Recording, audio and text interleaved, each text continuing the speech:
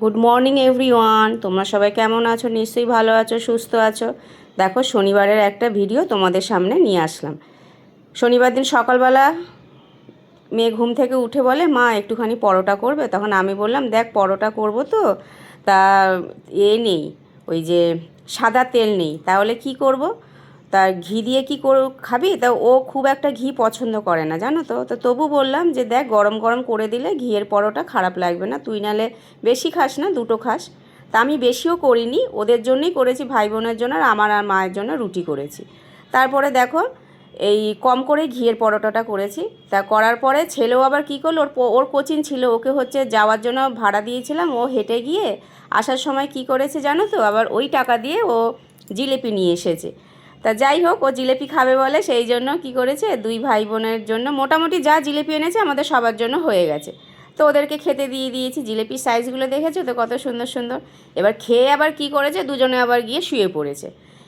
মানে শুয়ে পড়ে সত্যি কথা কি, এখন দুই ভাই বোনের এত কথা এত কথা। আর এখন ছেলের কি কিছু কিছু জিনিস কি আমাকে বললে, আমি যাতে না বলে দিই, ও কী করে সঙ্গে সঙ্গে দি ভাইকে বলে, বলে ঠিক রাজি করিয়ে নেয়, মানে আমাকে দিয়ে।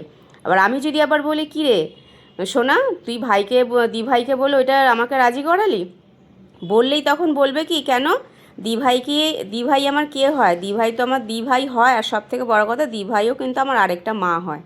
তা বলো তোমরা, এই কথাগুলো শুনতে কতটা ভালো লাগে, মানে তাই ভাবি যে কতটা মানে বড় হয়ে গেছে, কতটা বুঝতে শিখেছে, যে দিভাইও মানে দিদিরাও যে মা হয় সেইটা বুঝতে শিখেছে। তা সত্যি কথা শুনে খুব ভালো লাগলো। তা আমি বকাঝকা করি ঠিকই, তারপর পরে গিয়ে ভাবি ঠিক আছে, ওদের মধ্যেই ভালোবাসাটা থাকলেই হলো, যে এখন থেকে যে বুঝতে শিখেছে যে দিভাইও মা হয়, তা এটা খুব ভালো লাগলো। তা তোমরাও বলো তো, তোমাদের এই কথাটা শুনে কতটা ভালো লেগেছে। তা আমার তো শুনে খুবই ভালো লেগেছে। ওর পাপাকেও বললো, ওর পাপাও বললো হ্যাঁ ঠিকই তো বলেছে, খারাপ কোথায় বলেছে, সত্যি তো দিদিরা তো আরেকটা মাই হয়। আর আমার ননদকেও ঠিক আমার মানে কি বলবো, আমার হাজব্যান্ড এতটাই ভালোবাসে, তাকেও ঠিক সেই জায়গাটাই রাখে, যে না মা হিসাবেই দেখে, সত্যি কথা। দেখো তারপরে সব কিছু হয়ে যাওয়ার পরে কুমড়ো ফুলগুলো তো দেখেছো, ওই কুমড়ো ফুলগুলো আমার কাকিমা দিয়েছিল। তারপর ডিমের ঝোল করে নিয়েছি। আর মা এদিকে লোটে মাছটা ফ্রিজে রেখেছিল, ওইটাই মায় করলো, ওইটা আমি করিনি, ওইটা মাই করেছে। করে নিয়ে দেখো সব সাজিয়ে গুছিয়ে আমিও বসে গেলাম। তাহলে তোমাদের সাথে গল্প কিন্তু আমার হবে। তাহলে এখনকার মতো টাটা।